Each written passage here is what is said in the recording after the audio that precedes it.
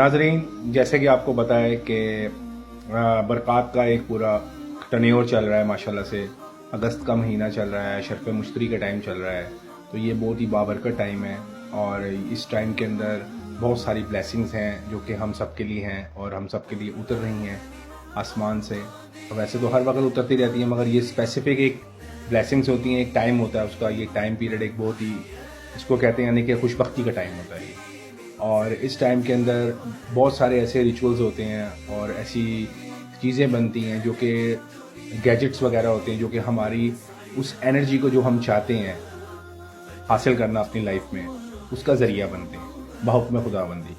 तो इस सिलसिले में मैंने पहले भी अपने वीडियोस में मैंने बताया था कि लोहे मुश्तरी वगैरह का ये टाइम है और यहाँ पे मुश्तरी एक बहुत एक इतना अच्छी पोजीशन पे है, एक एंगल है, ठीक है, जो कि स्टार है, एक बहुत अच्छे एंगल पे है इस टाइम।